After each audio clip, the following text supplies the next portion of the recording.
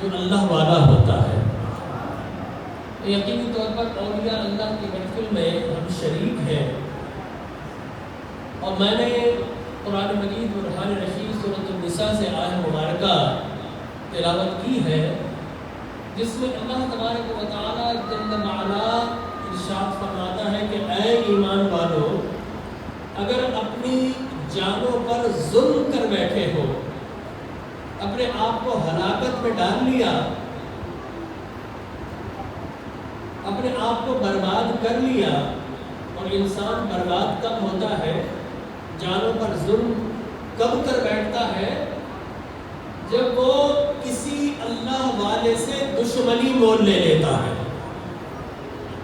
اس لیے گناہگار تو ہم سب ہیں، رات دن گناہ کرتے ہیں، اور جب رات دن گناہ کرتے ہیں اور اللہ سے معافی مانگتے ہیں تو فرماتا فَقُلْتُ اسْتَغْفِرُوا رَبَّكُمْ إِنَّهُ كَانَ غَفَّارًا، لوگوں گناہ کر لو اور میری جانب رجوع کر لو اور توبہ کر لو، تو میں گناہ گاروں کو توبہ کے توسل سے معاف کر دیا کرتا ہوں۔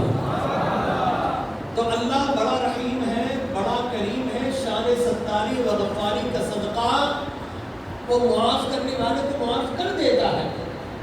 لیکن جان پر ظلم کب کرتا ہے انسان؟ جب اللہ والوں سے دشمنی مول لے لیتا ہے، اپنی جان پر ظلم کر بیٹھتا ہے۔ تو اب کیا کیا جائے؟ اللہ جان پر ظلم کر لیا، ہمارے بہت سارے لوگوں نے جانوں پر ظلم کیے ہیں، پچھلے دنوں کیے ہیں۔ میں نے دیکھا کہ جو اللہ والے تھے ان کی جانب کچھ لوگوں نے پشت کر لی، اور آج بھی پشت کیے ہوئے ہیں، اور سمجھتے نہ جانے ہم کس اعلیٰ مقام پر ہیں۔ بتائیے بھائی، شیطان سے بڑھ کر عابد کوئی تھا؟ علماء کرام تشریف فرما ہے، اللہ کی پوری کائنات میں کوئی ایک بالش ایسا نہیں جس پر شیطان نے سجدہ نہ کیا۔ اتنے پائے کا عابد، اتنا بڑا عبادت گزار اور عالم، اتنا بڑا کہ فرشتوں کا استاد بن بیٹھا، معلوم زاہد بھی بہت بڑا، عالم بھی بہت پائے کا، لیکن جب اس نے حضرت آدم علیہ الصلوۃ والتسلیم اللہ والی کی جانب پشت کر لی، تو اللہ تبارک و تعالیٰ نے کہا فخرج منها فإنك رجیم وإن عليك لعنتی إلی یوم الدین، کہ اب تیرے سارے سجدے بھی منہ پر مارے جاتے ہیں، تیرا علم بھی منہ پر مارا جاتا ہے، اس لیے کہ جو اللہ والے کے قدموں میں جب تک رہا کرتا تھا تو عالم بھی تھا، عابد بھی تھا، لیکن اب اللہ والے کی جانب پشت کر لی ہے، اب قیامت تک تم پر اللہ کی لعنت ہوتی رہے گی۔ تو معلوم ہوا کہ اللہ والوں کی جانب پشت مت کیا کرو، اللہ والوں سے منہ مت موڑا کرو، ورنہ انسان یا مخلوق کیا ہو جاتی ہے، راندہ درگاہ ہو جاتی ہے، پھٹکاری ہوئی اور دھتکاری ہوئی ہو جاتی ہے، اور کیا ہوتا ہے، اپنی جانوں پر ظلم کر بیٹھتے ہیں۔ تو اے رب کائنات، ظلم کر لیا، اب کیا کیا جائے؟ انسان سوچ رہا تھا کہ جواب آئے گا۔ علامہ فدا حسن طیبی صاحب تشریف فرما ہوئے تشریف درود شریف پڑھتے ہیں۔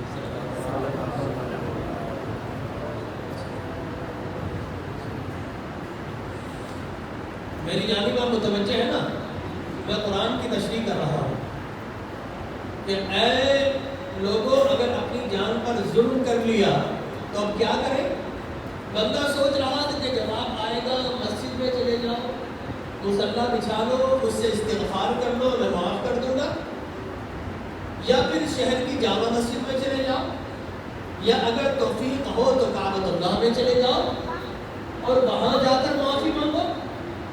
لیکن دوستو، جب بات قرآن میں پڑھی تو بات کچھ اور نکلی۔ اللہ فرماتا ہے جاؤکا، کہ اے بندو، یہ عام معافی نہیں، اگر جان پر ظلم کر لیا ہو تو جاؤ میرے حبیب کی چوکھٹ پر حاضر ہو جاؤ، جاؤ در مصطفیٰ پر چلے جاؤ۔ جو محبوب کے در پر جا کر معافی مانگ لیتا ہے اسے معافی بھی مل جاتی ہے، معاف کرنے والا خدا بھی مل جاتا ہے۔ جاؤ میرے چوکھٹ پر چلے گا. فاستغفر اللہ. اب یہ کون کہہ رہا ہے؟ یہ وہ خدا کہہ رہا ہے جس کا فرمان ہے کہ وَنَحْنُ أَقْرَبُ إِلَيْهِ مِنْ حَبْلِ الْوَرِيدِ، کہ میں تمہاری شہرک سے بھی زیادہ قریب ہوں. یہ وہ خدا فرما رہا ہے جس کا اعلان ہے ادعونی استجب لکم، مانگو مجھ سے میں عطا کرتا ہوں. تو اے رب کریم، تو وہاں محبوب کی چوکھٹ پر وسیلے پر کیوں لے جا رہا ہے؟ تیرا تو فرمان ہے میں شہرک سے بھی قریب ہوں. اور جب ہم نبی کا وسیلہ دیتے ہیں تو لوگ کہتے ہیں اللہ شہرک سے قریب ہے، تو پھر نبی کی یا ولی کے وسیلے کی کیا ضرورت؟ اللہ تو شہرک سے بھی قریب ہے. تو جواب آتا ہے اے بندے، میں شہرک سے قریب ہوں، یہ میرا پتہ ہے، یہ میرا ایڈریس ہے.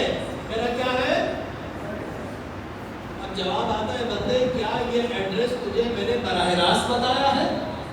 نہیں اے رب، قرآن نے بتایا ہے. تجھے قرآن کس نے دیا ہے؟ اے رب، آمنہ کے لال نے دیا ہے.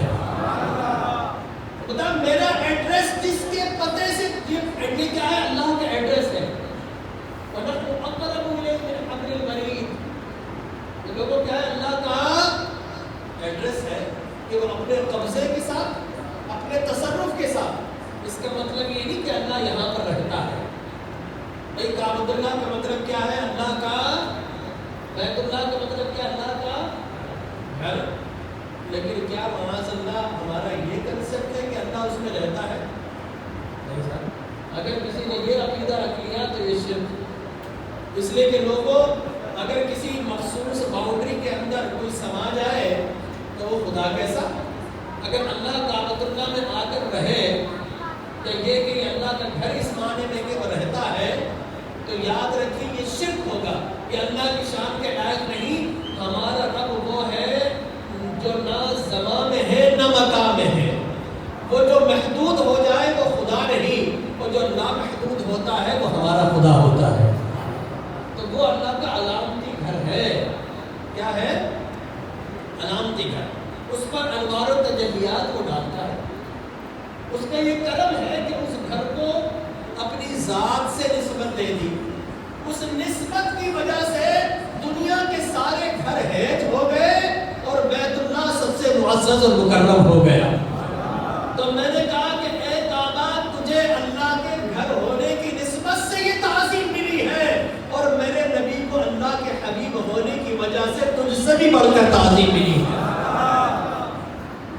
تو وہ اللہ کا گھر ہے، وہ اللہ کے محبوب ہے.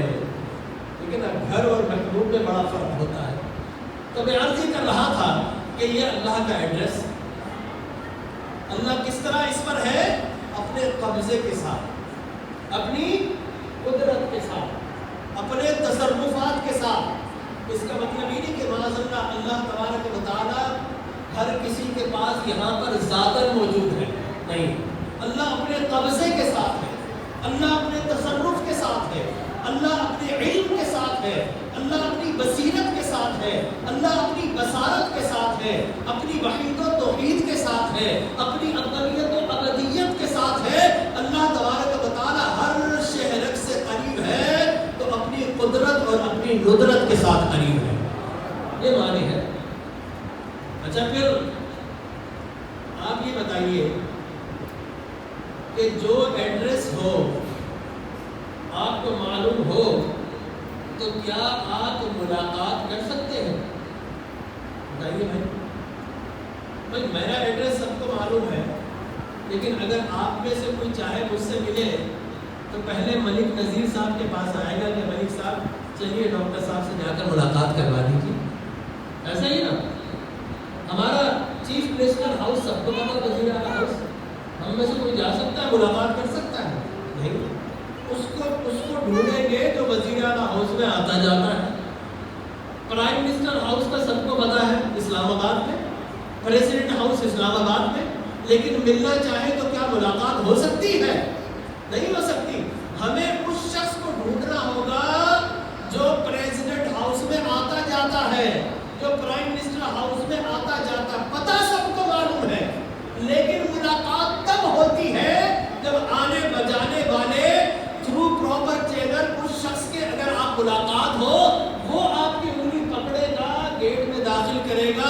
ملاقات کروا دے گا. اس کے بغیر ملاقات نہیں ہو سکتی. معلوم ہوا کہ اللہ شیرک سے قریب ہے یہ اس کا پتہ ہے، لیکن ملاقات کرنی ہو تو جاؤ آمنہ کی لال کی چوکھٹ پر جا کے جھک جاؤ. آمنہ کا لال تمہیں ہاتھ پکڑا کر جب آمنہ کے لال کی بارگاہ میں پلے گئے تو اس کا مطلب ہے بارگاہ رب العلا میں پہنچ گئے. اللہ کا پتہ تو معلوم ہے، لیکن ملتا جلتا اسی سے ہر کسی سے نہیں، ملتا جلتا آمنہ کے لال سے ہے. جو آمنہ کے لال سے مل جاتا ہے آمنہ کا لال اسے رب کی معرفت عطا کرا دیتا ہے. یہ فارمولا یہی ہے. اور بات یہ دوستو، وہ کہتے ہیں کہ اللہ شیرک سے قریب ہے تو پھر وسیلے کی کیا ضرورت ہے؟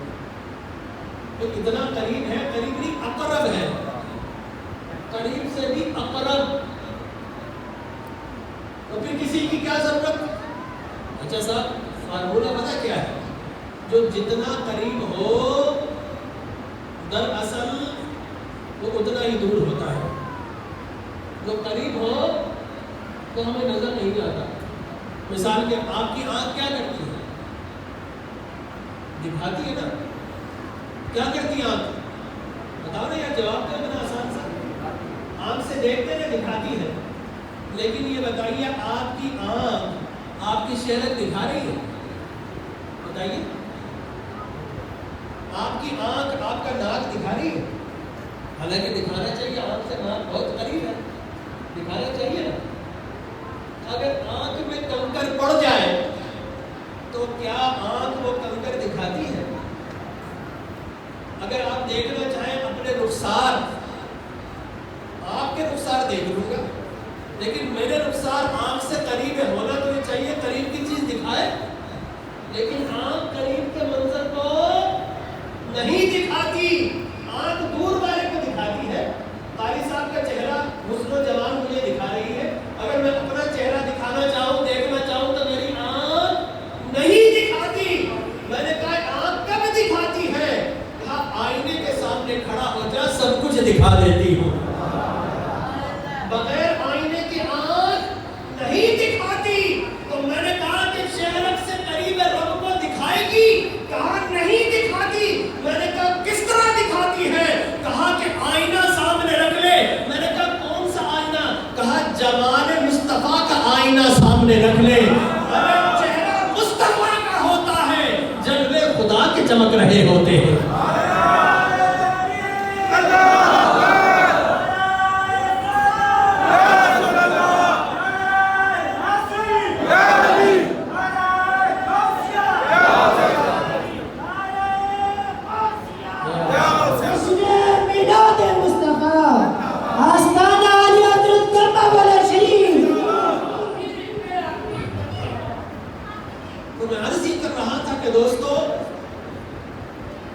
وسیلے کے بغیر گزارا نہیں ہے. چلے موضوع چل نکلا ہے، اپنے لوگ موجود ہیں. قاری صاحب میں اکثر یہ سوال کر لیا کرتا ہوں، یہ بتائیے کہ کعبۃ اللہ کس چیز سے بنا ہے؟ بتائیں بھائی. قاری صاحب پتھروں سے بنا ہے یار، جواب تو دو نا، آسان سے سوال ہے. کعبہ کس چیز سے بنا ہوا ہے؟ پتھروں سے. اچھا ہندو جس مورتی کے سامنے جھکتا ہے وہ مورتی کس چیز سے بنی ہوتی ہے؟ پتھر سے. بڑی عجیب و غریب بات ہے، ہندو مورتی کے سامنے جھکتا ہے تو ہم کہتے ہیں مشرک ہے. ہم اتنی بڑی عمارت، ہزاروں پتھروں کا مجموعہ کعبہ، اس کے سامنے جھکتے ہیں تو ہم مومن کیسے ہیں؟ بتائیے نا بھائی. وہ بھی پتھروں کے سامنے جھکا، ہم بھی پتھروں کے سامنے جھکے، تو فرق کیا ہے؟ آپ کہیں گے کہ جناب ہمارے نبی نے بتایا، ہندو کہے گا میرے اوتار نے بتایا. اس کے نزدیک اوتار معظم، ہمارے نزدیک نبی معظم. تو بیسک ڈفرنس کیا ہے؟ فرق کیا ہے آخر بھائی؟ آپ میں سے اگر کوئی صاحب ذوق موجود ہے، عقل موجود ہے تو بتائیے بھائی مجھے. بھائی مورتی اس کے نزدیک محترم، کعبہ ہمارے نزدیک محترم.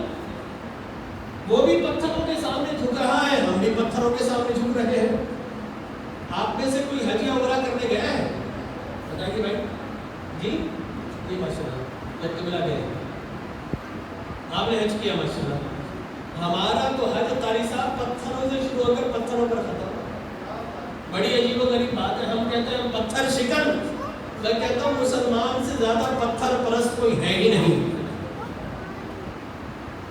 ہم تو بت شکن، پتھر ہاں بت شکن ہے، لیکن کیا پتھر شکن ہے؟ کعبۃ اللہ کس چیز کا؟ بھائی جواب دینا. کعبۃ اللہ کس چیز کا بنا ہوا؟ پتھروں کا. حجر اسود کیا ہے؟ پتھر. مقام ابراہیم کیا ہے؟ پھر پتھر. اچھا صاحب تھوڑا سا اور آگے جائیں، آب زمزم کہاں سے نکل رہا ہے؟ پتھروں سے نکل رہا ہے. تھوڑا اور آگے جائیں، صفا مروا کیا ہے؟ پھر پتھر. پھر آپ گئے مینا کے اندر، جب اس سے پہلے عرفات میں گئے تو عرفات کا میدان کیا ہے؟ پھر پتھر، پتھریلی زمین. مزدلفہ میں جائیں رات کو تو کیا تلاش کرتے ہیں؟ پتھر. پھر مینا میں جائیں تو کیا کرتے ہیں؟ پتھر سے پتھر کو مارتے ہیں. اور پھر واپس پلٹتے ہیں تو تمغہ کیا لے کر آتے ہیں؟ حاجی بن کر آ گئے. بڑی عجیب و غریب بات ہے بھائی، تیرا تو سفر حج پتھر سے شروع ہو کر پتھر پر ختم. تو کہتا ہے میں پتھر شکن ہوں. مجھے تو سب سے زیادہ مسلمان پتھر پرست نظر آیا. بڑی عجیب و غریب بات ہے صاحب. کوئی بھی شرک کا فتویٰ نہیں لگاتا کہ صاحب یہ پتھر کو چومتے ہیں، بھوسے مارتے ہیں. یہاں بازار کے سامنے ادب سے کھڑے ہو جائے تو شرک کا فتویٰ، اور وہاں پتھر کو چومے، چاٹے، لڑے، جھگڑا کرے، کوئی شرک کا فتویٰ نہیں. کیوں بھائی؟ مومن ہے.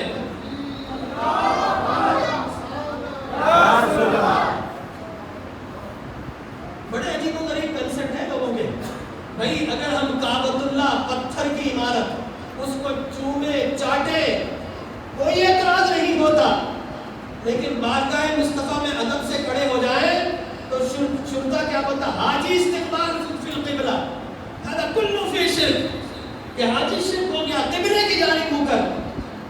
میں نے کہا تیری توحید کو سلام ہے بھائی. وہ کعبۃ اللہ پتھروں کی عمارت کو چوموں اور چاٹوں تو بولتا توحید ہے، حضور کی بارگاہ میں ادب سے کھڑا ہو جاؤ تو کہتا شرک ہے. بڑی عجیب و غریب بات ہے بھائی. اب کعبۃ اللہ کیا ہے؟ مخلوق. بولو کیا ہے؟ مخلوق. اور حضور کیا ہے؟ حضور کیا ہے؟ مخلوق. بھائی دونوں مخلوق ہے نا. کعبہ خدا تو نہیں. سورہ قریش سورہ فیل پڑھی، فَلْيَعْبُدُوا رَبَّ هَٰذَا الْبَيْتِ، بس عبادت کر اس گھر کے خدا کی. تو کعبہ کیا ہے؟ بولو بھائی مخلوق ہے نا. اگر کسی نے کعبہ کو خدا سمجھ کر سجدہ کر لیا تو مشرک. یاد رکھو. حجر اسود کو خدا سمجھ کے چوما تو مشرک. مقام ابراہیم کو خدا سمجھا تو مشرک. تو اب کعبۃ اللہ کیا ہے؟ مخلوق. اور حضور اکرم صلی اللہ علیہ وسلم کیا ہے؟ زور سے بولو نا. مخلوق. بڑی عجیب و غریب بات ہے. ایک مخلوق کو چوموں اور چاٹوں تو توحید ملتی ہے، اور حضور اکرم صلی اللہ علیہ وسلم دوسری مخلوق کے سامنے ادب سے کھڑا ہو جاؤں تو کہتے ہیں شرک ہو گیا. بڑی عجیب و غریب بات ہے بھائی صاحب. اب اگر کعبہ تمہارا خدا ہے پھر تو صاحب بات ٹھیک ہے کہ حضور خدا نہیں، پھر تو بات صحیح تھی. لیکن کعبہ بھی مخلوق اور حضور بھی مخلوق، تو پھر ایک مخلوق کا طواف کرے، چومے اور چاٹے تو جائز، اور دوسری مخلوق کے سامنے کھڑے ہو جائے ادب سے تو شرک. تیری توحید کیسی ہے تیری خود سمجھ میں نہیں آتی. خدا کی قسم ہم یہ کہتے ہیں نہ کعبہ خالق ہے نہ رسول اللہ خالق ہے. کعبہ بھی مخلوق ہے، نبی بھی مخلوق ہے. ارے فیصلہ یہ کرنے کے بڑا کون ہے؟ میں کعبہ کے پاس جاؤں تو میں کہتا ہوں تو اعلیٰ ہے، اولا ہے، لیکن حضور کی بارگاہ میں جاؤں تو کہتا ہوں سب سے اعلیٰ بھی ہمارا نبی ہے، سب سے اولا بھی ہمارا نبی ہے.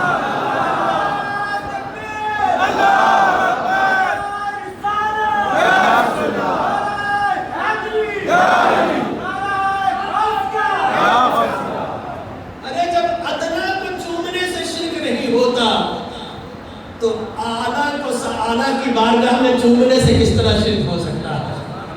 فرق یہ کہ تم چومنے نہیں دیتے لیکن ہم چومتے ہیں. تم سمجھتے ہو سنہری جاریہ کو نہیں چومتے، نہیں، خدا کی قسم ہم چومتے ہیں. ایک ہی لمحے میں عالم تصور میں 1000 مرتبہ چومتے ہیں. اپنی نگاہوں سے چومتے ہیں، اپنی پیشانیوں سے چومتے ہیں. تم سمجھتے ہو شاید نہیں چومتے، میں تو سب سے پہلے جا کے عالم تصور میں سلام پیش کر کے حضور کے قدموں کو چومتا ہوں. وہ کہ وہ قدم میرے تصور سے بہت اعلیٰ ہے، لیکن تصور کرنے میں کیا حرج ہے کہ آقا آپ کے قدموں کو چوم رہا ہو. وہ کہ کائنات کے سارے پیر، سارے قدم تصور میں آ سکتے ہیں، آقا آپ کا قدم سب سے اعلیٰ ہے، لیکن اے اللہ تیرا تصور تو ہم کر ہی نہیں سکتے، تیرے محبوب کے قدموں کا تصور کر کے چوم لیتے ہیں. تو اب میں عرض یہ کر رہا تھا کہ ان کی توحید ان کو خود کو بھی سمجھ میں نہیں آتی، ٹھیک ہے نا. تو ایک مرتبہ میں وہاں پر عمرہ کا موقع تھا، تو میں ادب سے کھڑا تھا، تو آ کر مجھ سے کہتا حاجی استقبال فی القبلہ. میں نے اس سے کہا بھائی کیوں، قبلے کی جانب کیوں کروں؟ وہ بولتا ہے اے شبیر فی الصلاۃ کل فی الصلاۃ، یہ تو جو کھڑا ہے اس طرح یہ تو نماز کی شکل ہے، نماز کی شکل میں کھڑا ہے، اس طرح مت کھڑا ہو. میں نے کہا اچھا. میں نے کہا یہ بتا ہاتھ ادھر رکھنا اعتراض ہے؟ ہاں ہاں. میں نے کہا ہاتھ یوں رکھ لوں؟ بولا نہیں نہیں یہ تو ہماری نماز ہے. میں نے اچھا ہاتھ چھوڑ دوں؟ کہا ہاں. میں نے کہا یہ شافعی نماز ہے، تو تو یہ بتا میں ہاتھ کہاں پر رکھوں؟ یوں باندھ لوں تب بھی نماز، یوں باندھ لوں تب بھی نماز، یوں چھوڑ دوں تب بھی نماز کی حالت. میں نے بتا تو ہاتھ کہاں پر رکھوں؟ وہ خاموش. میں نے اپنا جواب لا دیا ساتھ. اب وہ ہنس رہا ہے، ایک دوسرے سے مشاورت ہو رہی ہے، آپس میں شروطیں لگ گئے کہ جواب کیا ہے. اور میں کھڑا انجوائے کرتا رہا، سلام پڑھتا رہا. وہ آپس میں الجھ گئے اور میں سرکار پر سلام پڑھنے کا اللہ نے موقع عطا فرما دیا. تھوڑی دیر مجھے پوچھتے کہ ہمارے کہاں آیا تھا ہونا شیخ کبیر، ہمارا وہاں پر شیخ کبیر ہے، وہاں چلو پوچھی ہونا. میں نے کہا نہیں نہیں بھائی میں وہاں پر نہیں جاؤں گا، تو جواب لے کر آیا. ایک دن، دو دن، تین دن وہ مجھے دیکھ کر مسکرائے، میں اس کو دیکھ کر مسکراؤں. آخر مجھے بولتا ہے جواب تو دے. میں نے بولا جواب وہی ہے جو اللہ کے حبیب نے بخاری کی پہلی حدیث میں بتا دیا ہے کہ انما الاعمال بالنیات، اعمال کا دار و مدار نیت پر ہے. ارے جب میں نماز پڑھتا ہوں تیرے حکم پر نہیں، اپنے نبی کے حکم پر، میں اپنا رخ قبلے کی جانب، کعبہ کی جانب کرتا ہوں. جب نماز پڑھوں تو میرا رخ کعبہ کی جانب ہوتا ہے، اور جب سلام کرتا ہوں تو میرا چہرہ کعبے کی جانب ہوتا ہے. میں نے بولا یہ کعبہ وہ کعبے کا کعبہ. تو میں شرک نہیں کرتا ہوں، تم سے اچھی توحید ہمیں سمجھ میں آتی ہے، ٹھیک ہے نا. لیکن بڑا عجیب و غریب معاملہ ہے. ایک دفعہ مینا میں اور سبھی رحمانی وہ کعبے کا منظر، کعبہ کی رونق پڑھ رہے تھے. تو ادھر سے وہ ایک مولوی ہے میرا ہم نام طارق جمیل، ٹھیک ہے نا. اب آپ کا جو ذوق آئے اسے کہہ لیجیے تاریخ کے بعد، ٹھیک ہے. نام میرا اس کا یہی ہے. تو وہ جنید جب سے جو چلا گیا نہ جانے کہاں گیا، ٹھیک ہے نا. وہ بھوٹو لے کر آ گیا کہ آؤ جی ادھر آؤ ادھر آؤ ادھر آؤ. نعت نہیں پڑھنا ہے، شرک ہے شرک ہے شرک ہے.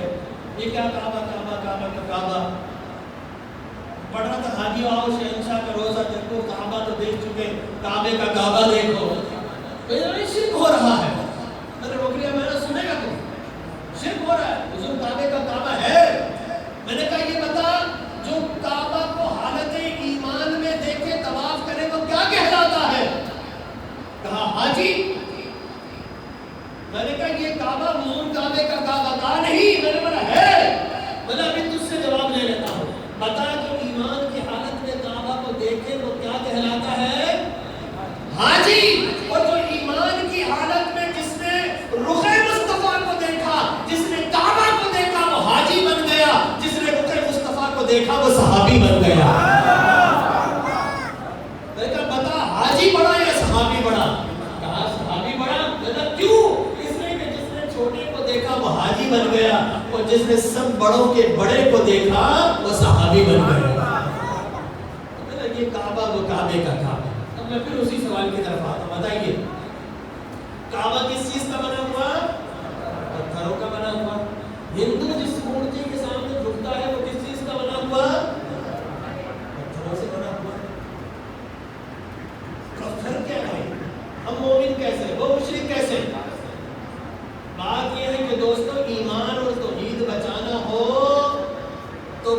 वसीला मान लो, तौहीद बच जाएगी, वरना कभी नहीं बच सकती।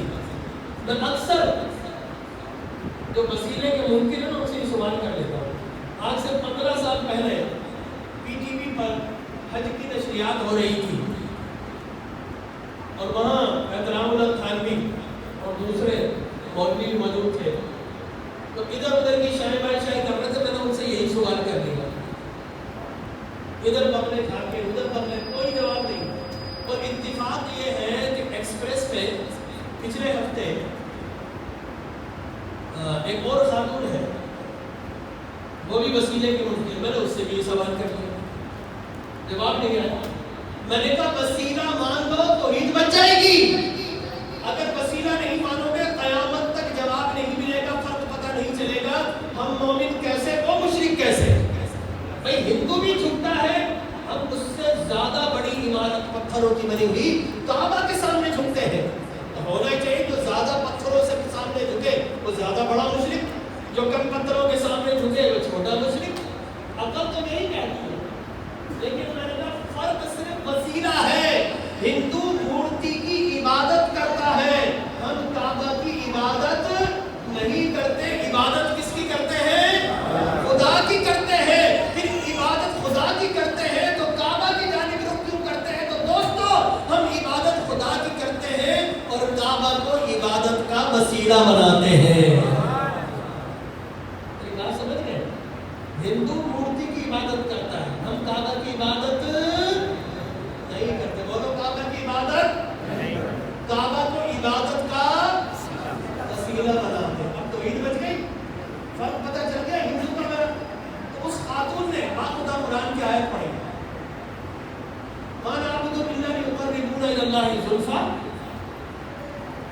ये देखो कि वो जो मुशरिकीन मक्का है, कुरान कहता है कि वो भी तो यही कहते थे, हम इन खुदाओं की इबादत इसलिए करते हैं कि हमें वो बड़े खुदा के करीब कर दे। तो बोले वो भी तो वसीले के तौर पे करते थे। मैंने बोला ये तुम्हारी दलील नहीं है तो मेरी दलील है। मेरा पूरी आयत पढ़, मा नअबुदुहुम, कि हम इन बुतों की इसीलिए तो इबादत करते हैं कि ये बड़े खुदा के करीब कर देंगे। मैंने कहा खुदा की कसम यही तो फर्क है कि हिंदू और मुशरिकीन मूर्ति की इबादत करते हैं, हम किसी नबी वली काबा की इबादत नहीं करते, इबादत खुदा की करते हैं और काबा को इबादत का वसीला बनाते हैं। क्या समझिए? वो मुशरिकीन मक्का उन बुतों की इबादत करते थे, फर्क समझ लीजिए कि वो हमें अल्लाह के करीब कर देंगे। वो भी है मा नअबुदु इल्ला लियुक़र्रिबूना इलल्लाहि ज़ुल्फ़ा, कि हम इन मुशरिकों की इन बुतों की इसलिए इबादत करते हैं अल्लाह से करीब कर देंगे। तो कुरान ने कहा नहीं, इबादत फकत खुदा की जाएगी और अच्छे मकामात को इबादत का वसीला बनाया जाएगा। वसीला नहीं मानोगे तो तौहीद नहीं मिलेगी, और खुदा और काबा की इबादत कर दी तो ईमान चला गया, तौहीद चली गई, मुशरिक हो गए। फिर मुशरिकीन मतलब हमें फर्क क्या बाकी बचा? मेरी बात समझ में